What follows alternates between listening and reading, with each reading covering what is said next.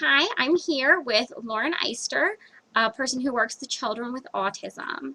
Lauren, can you start by telling us what your job position is and how long you have been working with children with autism? Yes, I am currently a TSS, which stands for Therapeutic Staff Support.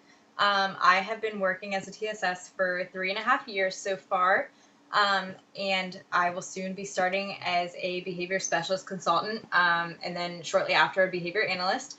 I'm finishing up my master's in just 2 months. So, as a TSS, I am basically a one-on-one behavior interventionist for children with autism. And so I follow a treatment plan and implement those interventions with the kiddos to work on decreasing inappropriate behaviors and increasing appropriate replacement behaviors. Okay, wonderful. Can you describe by your position? You kind of already started to, but also tell me what age group you work with and the type of environment that you work in.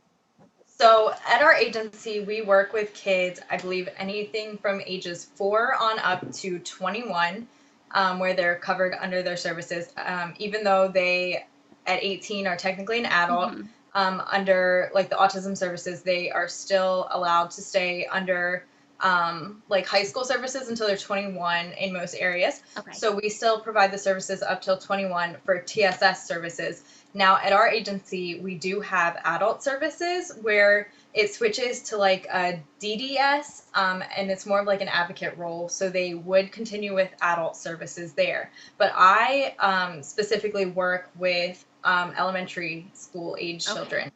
So my specialty is kind of like anywhere from second, third, fourth, fifth grade. Okay, and is it in the inclusion classroom or are you in a specifically in an autistic support classroom? In autistic support classroom, so I work with the kids in autistic support classroom as well as in their home and community. Okay, do you do anything with taking the children to their inclusion classrooms, like for specials or any part of the day? We have gone along to like inclusion, like assemblies, morning meeting, and specials, although they also have their own special Okay, times. But we have a couple kiddos that do get to go along to inclusion specials, but with a lot of like the behavior issues with the regular ed students, we found that it's more beneficial for them to have their own special time as well, where they can get the one-on-one attention that they need there. okay, They do attend like a morning meeting with regular ed, as well as we kind of had like an exercise dance group in the morning for our kiddos where they come in the morning and they get to exercise, so they get to hang out with the kids there. And we have a lot of interaction with the regular ed students throughout the day. So we work on awareness throughout the day where our regular ed kids get to interact with the kids in the special ed wing on a daily basis. oh, that's great. And the children that you work with, where would you say on the spectrum that they fall in the autism spectrum? Would you say that they're more high functioning or more towards the lower functioning end? Although we typically try to like not classify them as higher or lower, I do work with most of the kiddos that are nonverbal, that are high risk with the most challenging behaviors, the very aggressive behaviors where they would not be able to be in public school or even like in their homes without having the intensive support of TSS and the other services that they're qualified for. Without our services, they may be in like a residential facility or almost like the Mannheim Education Center rather than a public school. Um, so I would say that they would be on the lower end of the spectrum. Okay, A lot of the kiddos with um, no longer the Asperger's diagnosis, but a lot of the kiddos on the higher end are in the inclusion classrooms and stuff and not in our autistic support classrooms. okay. Um, what would you say is the biggest reward of working with children with autism? For me, it's been with my nonverbal kiddos, with them learning how to talk, whether it's just simple like words that they can request preferred objects or favorite foods or favorite toys and stuff. Um, both of my high risk clients have now been able to request up to maybe like 25 preferred items and foods and toys, which is incredible when they weren't able to talk at all when I started working with them a few years ago. So for their parents to never have been able to hear them talk to now being able to request multiple things has been a great reward, as well as seeing them interact. I mean, one of my kiddos would just sit on a corner of the playground and stare at the cars go by, and now he's playing tag with peers on the playground. So it's a huge reward. That sounds awesome. What would you say are the greatest challenges of working with children with autism?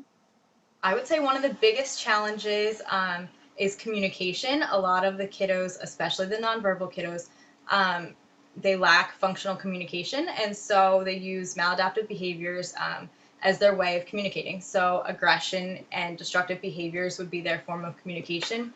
And so, in order for us to, figure out what's going on, we have to determine the function of their behaviors, and then try and figure out a way for them to communicate with us, whether it's picture exchange system, signing, working on verbalizations, or doing functional communication training.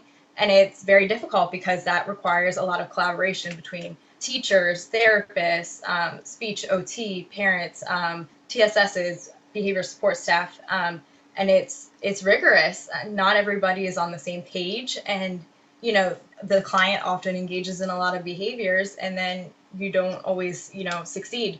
So it's often difficult. So I would say that's one of the biggest challenges. Okay. Um, you said earlier about some interaction with the regular ed children. How do other children in the general ed classroom seem to react to children with autism that you've seen? I would say curiosity. Most of the children that I've seen interact with our kiddos have been curious. I haven't seen any of them being mean to them, both in like the community and in our school. Now I work in city schools right now, so I don't know if that plays a role in it. And we also do a lot of awareness within our school. So a lot of our regular ed students, they'll even work in their classroom to have like reward time spending down in our wing, whether it's like playing basketball with our kiddos and stuff. So they look at it as like fun time down in our wing. We have a sensory room where our kiddos get to play. And so these regular ed students are coming down and bonding with our students. So Well, that's great. we paired it, as a good experience. And so they're curious at like why they engage in the behaviors that they do, Hmm. why they might, be sticking up the middle finger all the time, or, flapping their hands, but they don't make fun of them and stuff.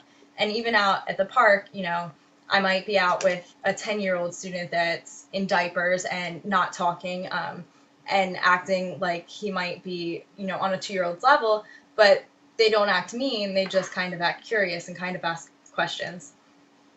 Awesome. That's really great to hear that you're having more of the curiosity rather than That children who don't know and then they are being mean. But that's really great to hear. Um, so, if a person who has never worked with someone with autism asked you, "What is autism?" what would you say to them? I would tell them that it is a developmental disorder that affects social interactions, it affects communication, and it's often characterized by repetitive and restricted behaviors, such as like the flapping and the rocking and Hmm. stuff. Um, it has a genetic and an environmental component. The exact cause is not known, but based on like twin studies that they've done and tons of other studies, they're leaning towards a genetic and environmental component. There are studies that show that there is no link between the vaccines and autism. So that's something that we do stress a lot, because there are people that are worried about giving vaccines to their children, but there is no evidence that vaccines cause autism. So that's a conversation that's brought up a lot with people that Okay. I've talked to. Okay, interesting. So you were talking about some of the common characteristics. Many of those common characteristics of individuals on the spectrum include the movement, the sensory, the communication, the social, and the learning differences, as well as those intense interests or fascinations. Can you tell me which of these characteristics you see on a regular basis with the children you work with? I see almost all of them, and especially like working with the kiddos in the autistic support classroom. Their peers are engaging in all of these, and then as well as like my clients, these are often like common characteristics of many of the children with autism. They encompass all of them. So I would say that, the movement, the sensory, the social and learning difficulties, they might not have like appropriate social interactions. They might have like the learning delays as well as, poor motor skills, whether it's fine motor skills with writing, whether it's gross motor skills with, sitting posture, like up in a chair, whether it's running, and whether they have like sensory difficulties, whether um, it's loud noises that set them off, whether it's lights being too bright. The fluorescent lights in a classroom are a big issue for kiddos with autism. They're much better with natural light coming from windows. I mean, even something as simple as like the hand dryer in a bathroom down the hallway. It's something that we don't think about. It might be the whole way down the hallway, but a kiddo down the hallway in a classroom could hear that. And it's something that we don't even think about or can't even hear, but it's something that could send them into a sensory meltdown. That's really interesting. Yeah. Now you're talking about the other children in the classroom. So you work one on one. How many other kids are in the autistic support classroom that you are normally in? In the autistic support classroom that I'm in, there are 8 children. There are 4 paraeducators, and there's one special education teacher. The state like mandate is that there is no more than 8 children in the classroom, at least for ours. And then there's 4 paras for those 8 children, and then the teacher. At least 3 of the kids in the classroom that I was in this school year had TSSs, and surprisingly, like even with all of those adults, there were still not enough hands to deal with all of the behaviors most of the time, which you would think that there would be, but a lot of the behaviors are so intense that they need sometimes 3, 4 adults working with them to maintain safety at a Mm-hmm. time. So Hmm. So, going back to those characteristics that you talked about, which of these do you think is the most difficult to overcome or to work with? Um, definitely, like the communication was a difficult one, which we previously discussed. I think the sensory one is a difficult one too. As I said, like the loud noises and stuff Mm-hmm. is difficult. I have one client where like train whistles, fire sirens, like police sirens and stuff. These are things that you can't control. Like they're going to go past in the Mm-hmm. neighborhood. They're going to go by on the street.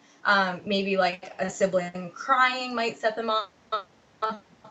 It's things that you can't control, and they Mm-hmm. would be enough to like send them into a sensory meltdown, to the point that they might be so aggressive that they're like ripping out a family member's hair, and so we try and do our best to get them used to sounds, work on like antecedent strategies such as putting on headphones like ahead of time, like when they start to feel themselves getting upset, Mm-hmm. like reaching for noise canceling headphones and putting them on. Some of our kiddos are not capable of doing that on their own, so we have to recognize when they're starting to get upset and, prompting them to do something like that. So it's one of those where, you can't control things like that. So you have to start, you know, figuring out what triggers are and going from there. Okay. Wonderful. So if there was someone who it was their first time beginning to work with children with autism, what advice would you have for them? I would tell them to keep an open mind because every child with autism is different. Just because something worked with one child does not mean it's going to work with another one. As well as to take advantage of any training opportunities that they can get, any Mm-hmm. shadowing experiences that they can get as well. It's always good to see somebody else working with children too.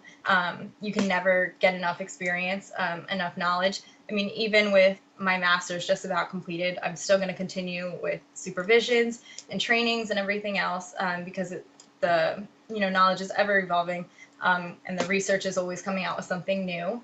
And I would recommend collaborating with other people in the field, um, and never be scared to ask for help, because there's always going to be Mm-hmm. something that you might have a question about, and these kiddos like deserve 100%, so you should always feel free to ask questions.